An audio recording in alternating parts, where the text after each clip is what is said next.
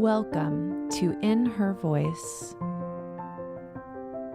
My name is Kelly Covert, and I am passionate about helping women live authentically by listening to their inner voice.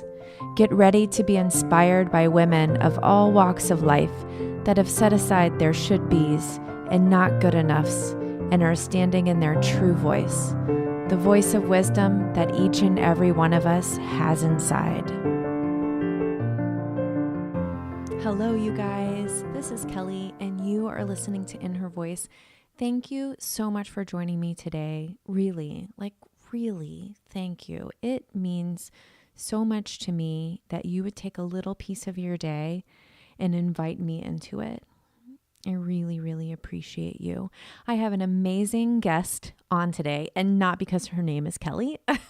Kelly Resendez is on with us today, and we're talking about using your big voice, which basically is your inner voice. And we're going to dive into that in the discussion that we have. But oh my gosh, we touch on so many things.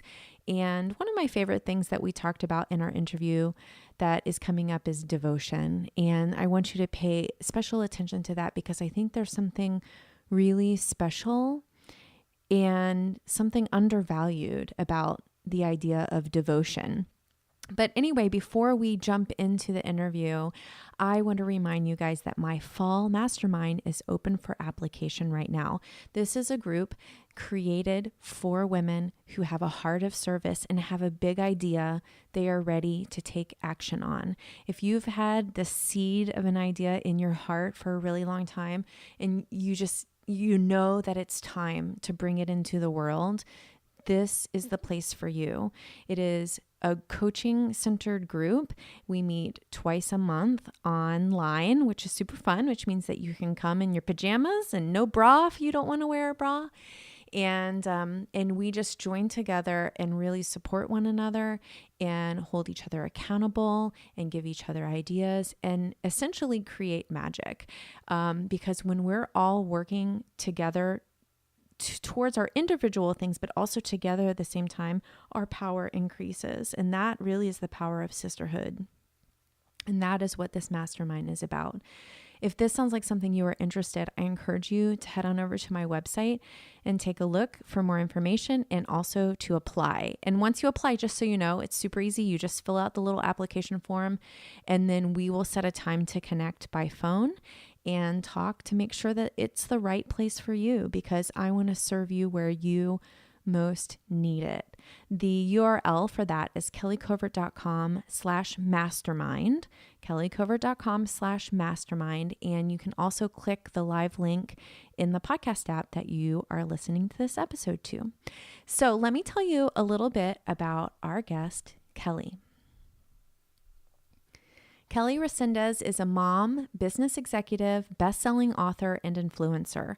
She loves helping others with strategies to overcome self-sabotage and find more joy. She's the author of the new and already popular book, Big Voices, and is also founder of the movement the book is named for, Big Voices, a women-empowered network. And you guys are going to love this because this is really about taking radical responsibility in your life. It's about letting go of suffering and choosing what you want. So good, so good. Let's get right to it. Kelly Resendez, thank you so much for joining me today on In Her Voice. How are you? I'm doing fantastic and super excited to be here with you and your listeners today. Fantastic. So we have a really excellent topic to dive into today, and that is how we as women can change our thoughts to alleviate our own suffering and live with more joy. And who doesn't want to live with more joy, right? Absolutely. And so I thought we would start today with you sort of defining for us what is suffering, which seems like kind of duh, Kelly, we know what suffering is, but I don't know if we actually know. So I kind of want you to talk a little bit about that before we get started deep. Sure. So, I kind of divide suffering into two different categories. and one is just true suffering. There are women and men and children all over the world that are truly being victimized out there by, horrible, evil, things that are happening in the world. And then we have this other form of suffering, which we'll dig into more today, which is kind of called self-suffering.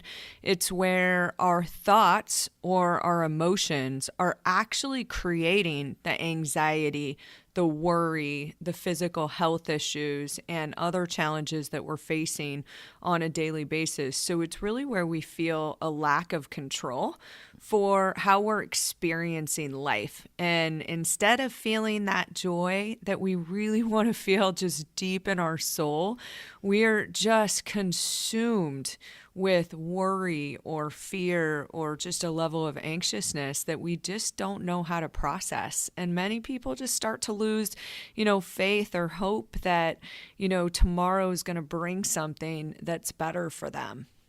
So what you're saying is that we can really transform our lives, change how our perspective on a day-to-day basis is by changing our thoughts.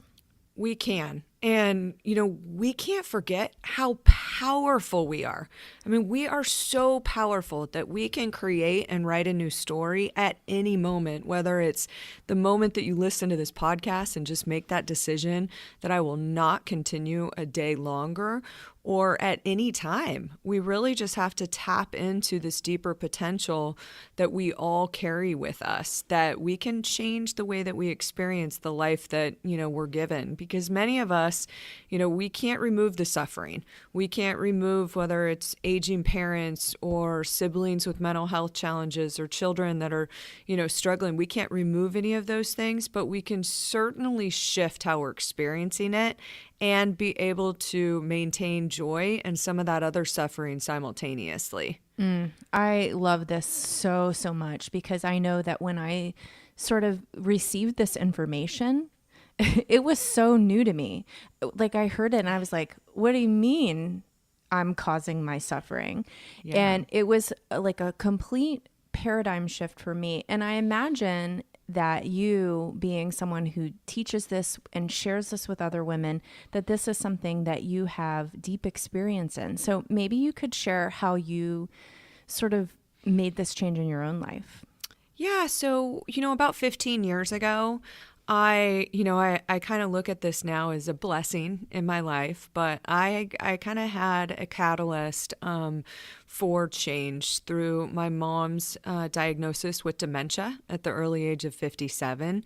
I lost a grandmother who was the most compassionate and loving person that I had in my life within a few short months of that, and then also had some turmoil with my sister and continued to this day. And that catalyst just made me start questioning, like, why am I here? I was going down the same path as my mom, workaholic, didn't sleep a lot, really just sought pleasure through external, situations, through drinking, eating, having fun without really knowing that deep feeling of joy.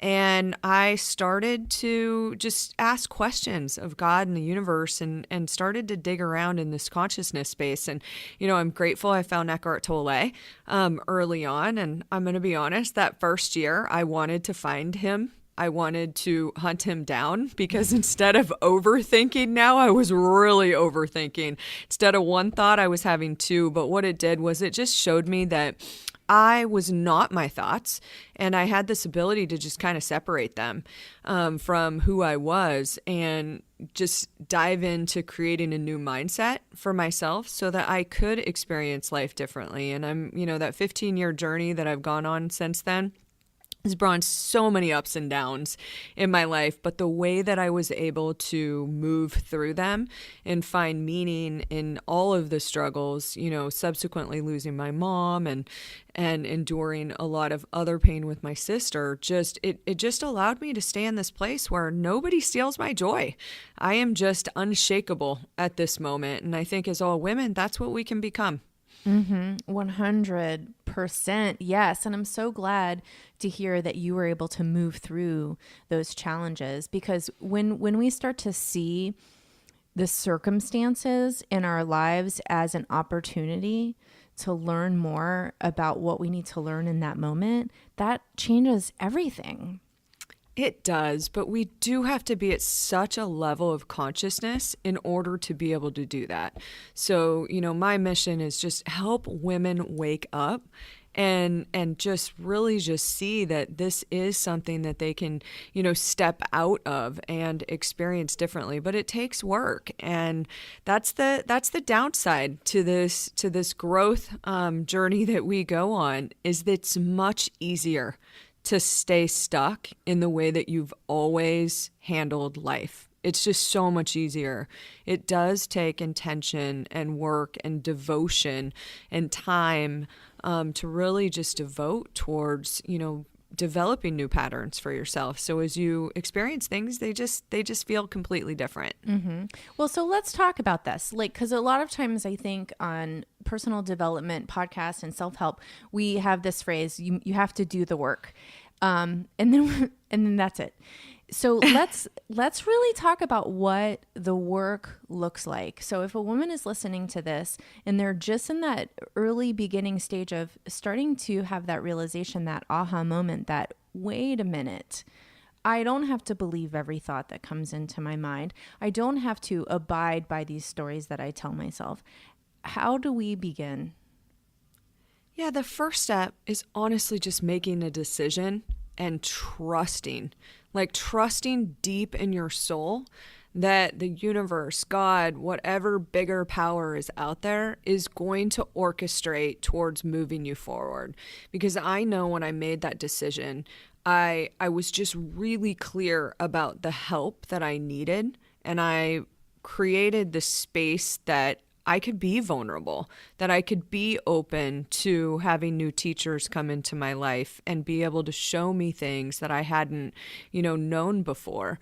And so just making that first decision that you are going to write a new story, and then using some strategies until this gets easier for you. So one of the strategies that I coach on is called my thought management strategy, which, is really just sorting and qualifying what I believe are thoughts that come from your highest or authentic self, which I refer to as your big voice in my book. And then the disempowering thoughts I refer to as your little voice or ego. And this is different than your inner child. So I want to premise that completely separate, because, I'm a big believer that you've got to heal that inner child and give that inner child the attention that she deserves. But your little voice is really just all those thoughts that we have no idea where they come from. I mean, any woman that believes that I hate my body, I'm never going to get out of this. I'm just not pretty enough. I'm not smart enough. I'm never going to get, ahead in my life or have financial freedom, it's just nonsense. It's just absolutely nonsense. So when you really document what your big voice says in comparison to your little voice, then you're able to just kind of sort and qualify. You see these thoughts come at you, and, the ones that come from your big voice, you create actionable steps around, and the ones that come from your little voice, you just let them go. I say thank you often to my little voice when it produces fear or doubt or self-pity or any of those things that I don't love feeling like. Is I just say thank you. Like, I understand you're trying to protect me from being hurt, but you can trust me. I've got this, and we're going to be moving forward now. Mm-hmm. I love that. So when you start this process of discerning from the big voice, which I call inner voice, but I think we're talking about the same thing. Exactly. And the little voices, what does the process look like? I mean, do you use journaling? Do you make a list? Are you just mindful of that? How do you really start to bring awareness to the difference? So I definitely encourage people making a list. And I would document, because some of us have deep patterns, whether it's in relationships or in our career or with our children or our parents or whatever it is, really documenting some of those little voice thoughts that are repetitive over and over again, so that you pull them out of your subconscious. You pull them out of, this deeper place that produces them, and you just look at them. I look at my new beliefs and my new stories every single morning. It's the first thing that I do when I wake up is take that hour for myself so that I can build the power that I need in order to face every day. And so I just document them. And as they come at me, I look at them. If I'm having a lot of repetitive thoughts in one area of my life, I definitely journal on it and ask for help and pray for help that is going to bring me that relief that I need to not face these any longer. But it just helps. And I share them with other people too. So instead of walking around and people saying, how are you doing? I'm like, I'm great. If I'm truly struggling with something, I'll just say, you know what? My monkeys showed up last night. They had a massive party in my head and I'm a little fatigued today, but I'm confident that, tonight is a new night and we're going to stay, stay in a greater level of joy. So because we're just afraid. I think we're just so afraid that we're the only ones that are enduring this overthinking. And because we're not sharing it, and then worse, we're choosing to distract ourselves from the overthinking, it just definitely doesn't get us to that next level. Yeah, and it's interesting because I agree that some people think that they're alone in the suffering. But on the other hand, I think sometimes we believe as women, as people, that this is required, that not only is everybody having this, but that this is just how it is, like that this is just part of living. And I'd love for you to speak into that, because from a personal level, I don't stand by that. I don't believe that we must suffer. I agree with you. And I believe that, the more we stay in self-suffering and give one another permission to stay in self-suffering, we aren't going to see the massive changes that need to occur across the world. And so what my belief is that we desire connection so badly. And we also have this habit of staying isolated with our self-suffering. And what we end up doing is complaining instead of creating a new pattern. And so what we've got to do for one another is just really help one another. When somebody gets into that mode of just complaining and in self-pity, that you stop them and say, you know what, you have the absolute power to create a new story for yourself and really just have the vision of whatever life that you want to live. So do it. Like, what are you going to do today to change the situation that you're in? Because we will stay paralyzed. I always tell my friends, if you're going to go out and just drink wine all night, like, I have no interest in that. So I keep the proximity of people around me very, very close, because I don't have that desire any longer. There was a time where I was right there with them. It's if we don't have first world problems, we don't have a lot of that connection. Mm-hmm. Yeah, I had such an interesting experience just last week. I went on vacation with my family to my mom and dad's house, and we stayed with them for a week. And I love being with my mom, and there are many things about her that I cherish, but there are other things that I've definitely changed. I'm different than her, and I've worked on certain areas of my life. And so I was sort of sitting with all of this, and she can be very negative, and she can complain a lot, and nothing is ever good enough, and bad things are always happening to her. Yeah. And I realized when I came home that, number one, I don't think like that anymore. Thank God. Thank God, because there's no joy there at all. Like, it's a hard life to live, but also that I felt very raw from being around that. And that I have surrounded myself with people who believe, for the most part, that we can create the life that we want. And I think that is so important. You don't realize how much the people that you surround yourself with affect you. They do. And, you hear in this personal growth journey that, you're only as successful as your 5 closest friends. And I'll tell you, like, I believe that there's a lot of validity in that, but I also believe that part of our journey is being less judgmental and more accepting of people that don't share the same beliefs as us. And, with our parents, I really have been able to, use them as that opportunity. Like, how can I be more loving? How can I be more accepting? And, they came from a different era. They didn't have a self-help section in the bookcase. They weren't able to Google, consciousness and find 5,000 articles on it. There weren't websites like Elephant Journal or other places that give us, at a click of a button, massive wisdom. And so it is one of those areas in life where you have to create such a strong belief system that when you go into those situations that, you just are managing your emotional triggers and you just have that conviction that nobody's going to steal my joy. And I get to do that with my parents too.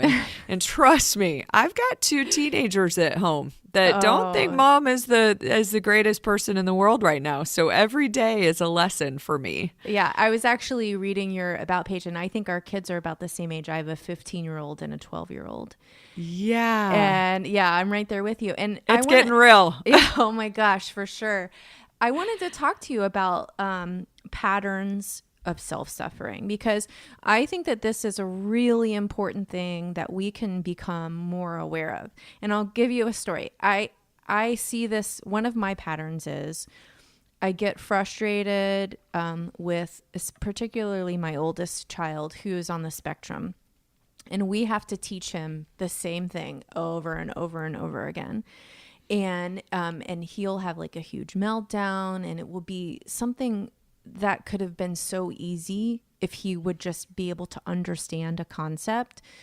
And I get incredibly frustrated, and then I eat. I'm like, oh my God, where's the chocolate? Oh, I need some chips or whatever. And I started to see this pattern, right, of not necessarily first that I was suffering, but that I wanted to eat something. And the eating became my signal, like, oh, hey, you're covering up something here. You're trying to numb out from something that you need to work through. So can we talk about those patterns and triggers and how to kind of pay attention and work through those?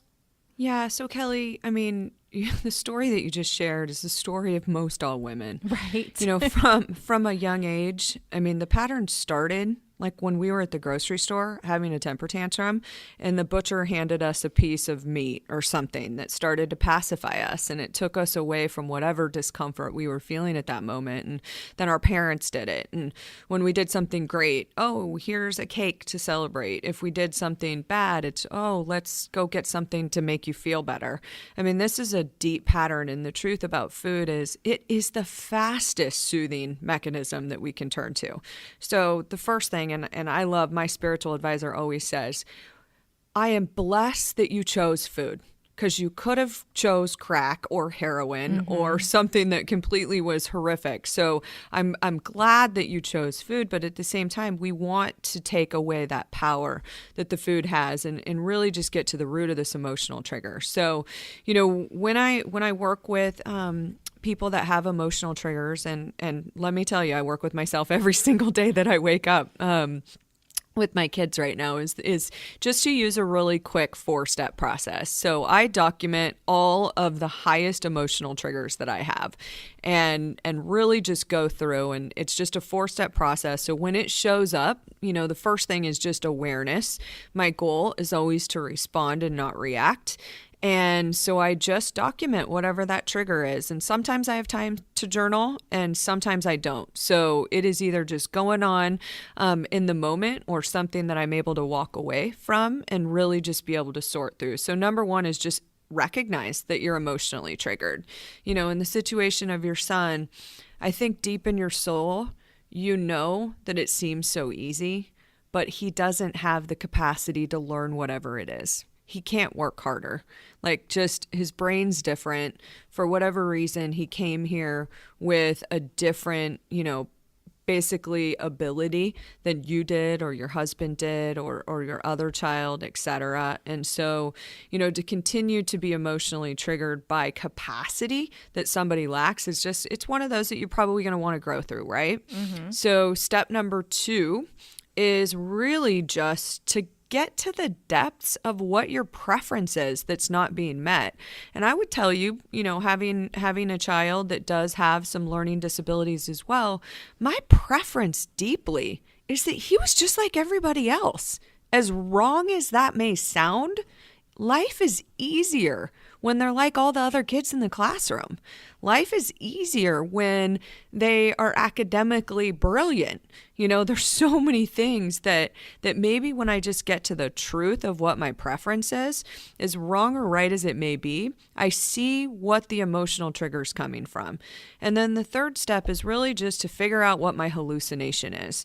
And that is just the farthest place I can go with the worst thing in the world that can happen. So for instance, my son, love him to death. He's 13. So my trigger is that he will not stay focused on getting his homework done. And I will ask him over and over. So my preference is that I came home from work and it was literally all done and laid out for me to check. That's my preference. That's what I really want. You and every other mom of a 13-year-old boy. And so then I go to my hallucination and I literally picture my son on the couch at age 40 in a pair of underwear playing Fortnite, yelling, "Mom, get me milk now." And so that is like, I literally just start laughing because he will be a man-child by this point, right? Not the 13-year-old little boy that I'm sure is playing Fortnite right now.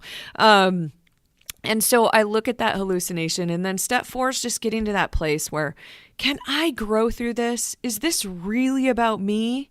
Or is this something that I can avoid? And those are the two choices, because the choice is not, I can change my son. I don't get to change him. Now I can influence him. I can create values that our family just really lives by. And I put the consequences and ways that we celebrate in place to, deepen those things. But at the end of the day, I can't change him. All I can change is how I'm experiencing this emotional trigger with him.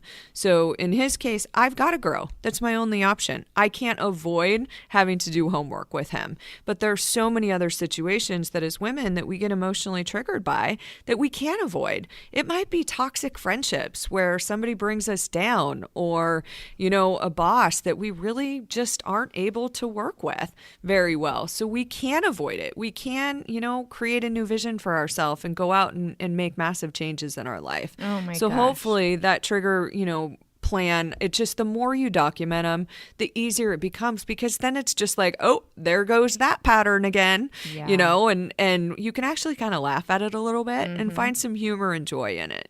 I love what you said. I wrote it down. All I can change is how I'm experiencing these things. So it's really about taking personal responsibility in every single moment. How am I experiencing this? I can't change my kids' behavior.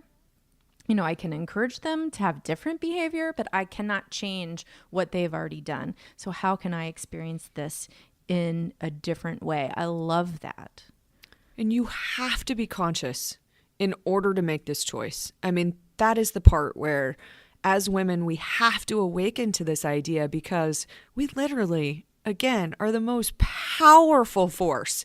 Like, if we all awaken and people like yourself and me and other people just start spreading more joy and giving women this new ability to change their story, like, I can't even imagine the impact that we're going to make in this country and in this world. And that is what we need.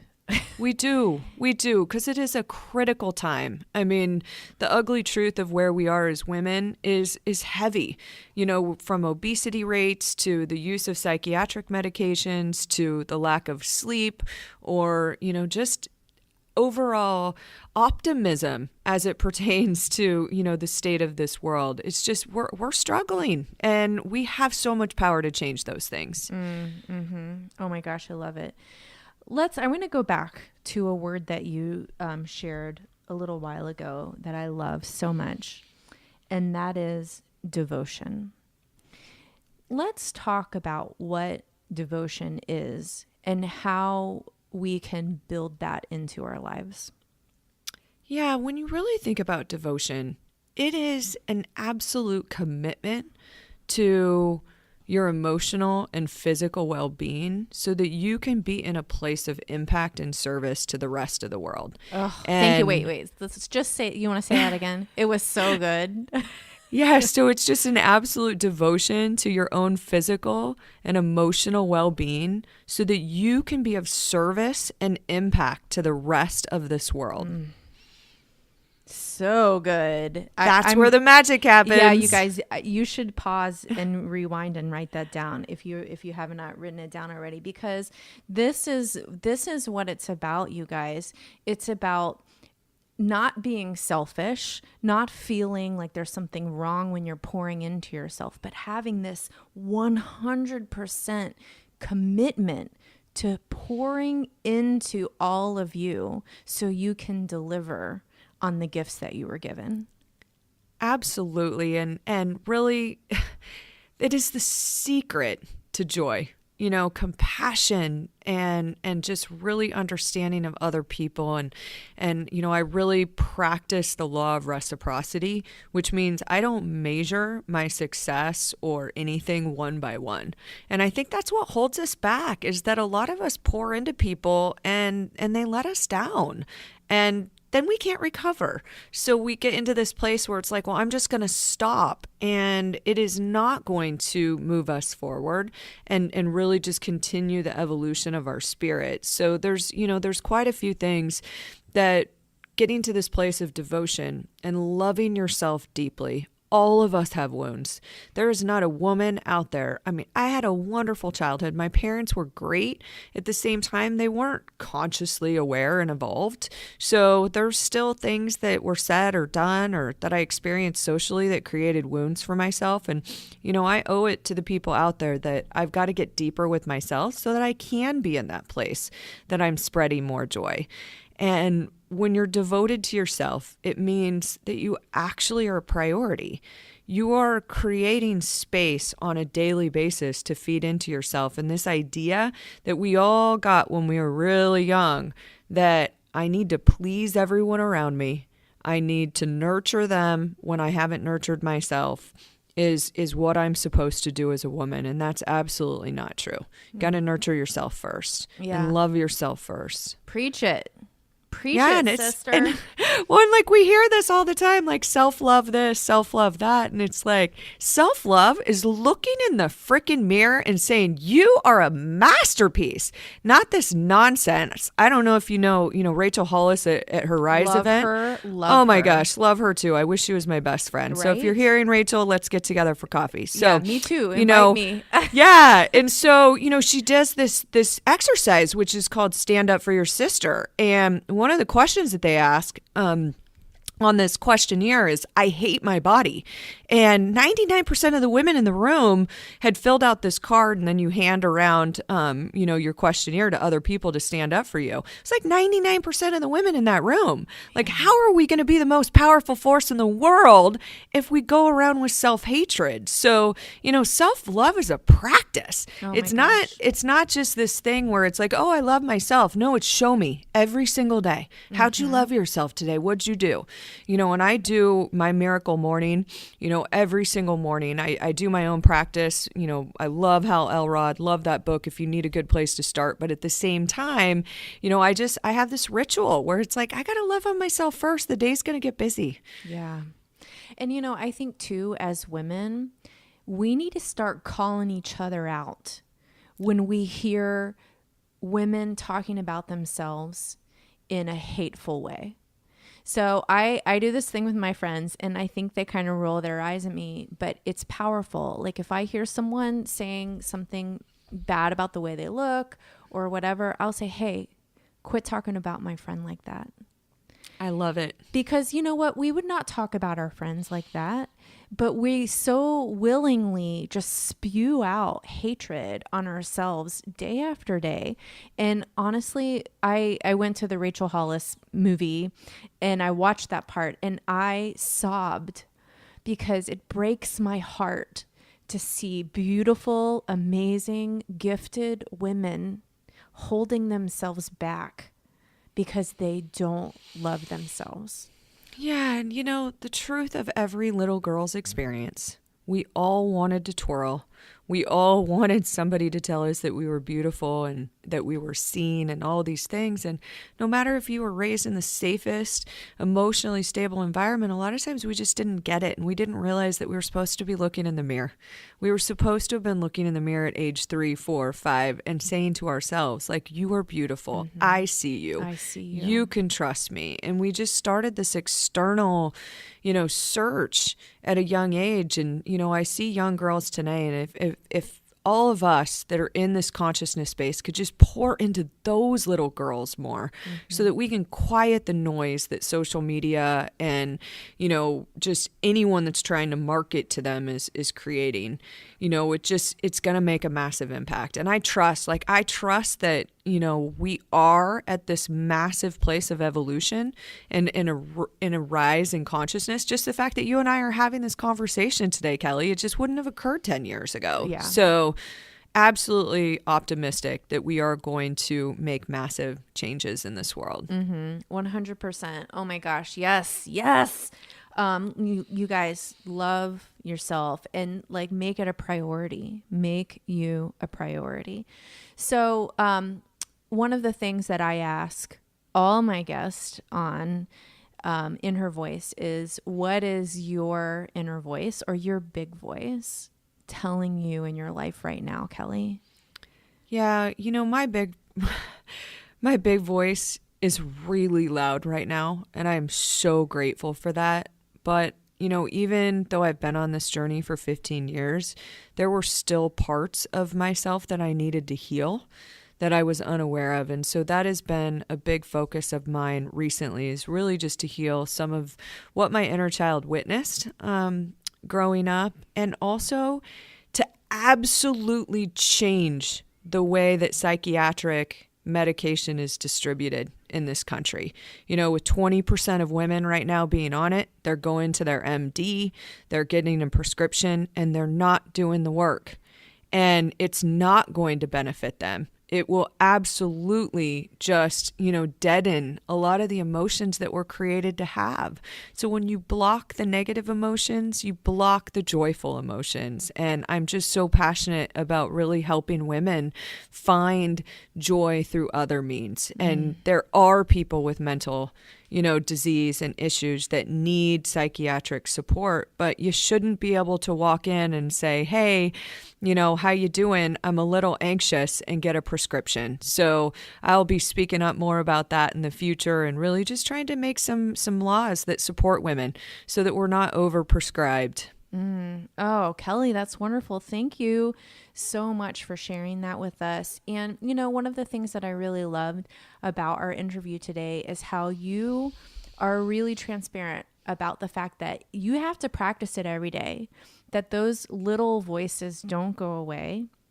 And every time one of them pops up with that thought that you're not good enough, or that thought that, you're not smart enough or whatever, you have an opportunity to choose to love yourself, to choose you and the amazing creation that you are. And I really appreciate you as an expert sharing that with all of us, because I think it's encouraging to know that we're all in this together, and we're all doing the work.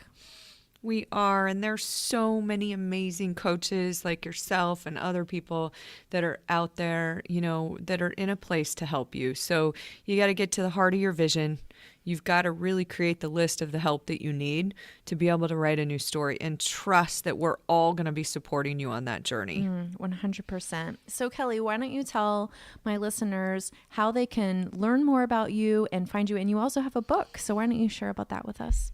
Yeah, so over on my website, we created a special page for all your listeners. It's just www.bigvoicesrise.com, and it's /her voice.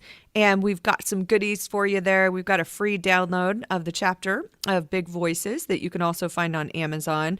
And then also just a video on reducing stress in your life, because a lot of what takes away from our consciousness is stress, and having a plan to overcome it will definitely help you. So, we've got a ton of free resources. The thought management strategy, the sabotage management strategy, and the trigger management strategy are all on the website if you ever want to document some of those things and really just be in the this place where, you are the powerful version of yourself that I know that you all are.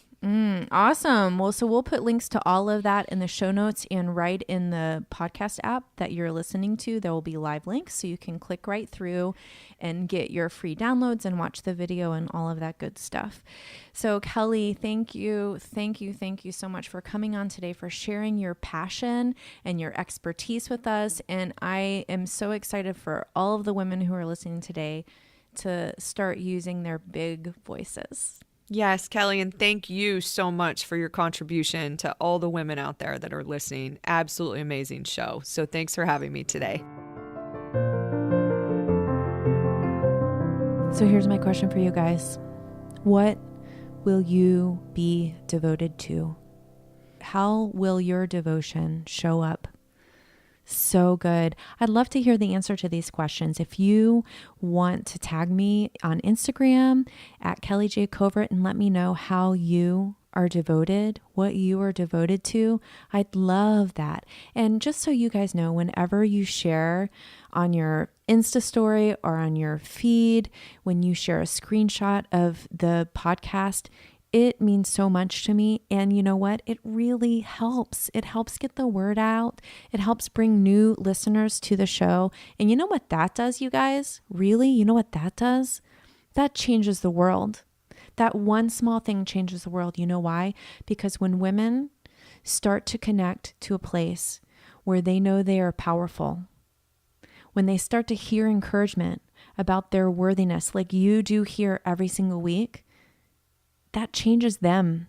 And then they start to go out and change the world. And you know what this world needs right now? Some freaking strong women ready to change it. You guys, I'm so grateful for you. I'm so grateful for all that you are doing. I want you to know you matter. We need you showing up in this world, using your gifts, living up to your inspired potential, not anyone else's, yours. You are worthy.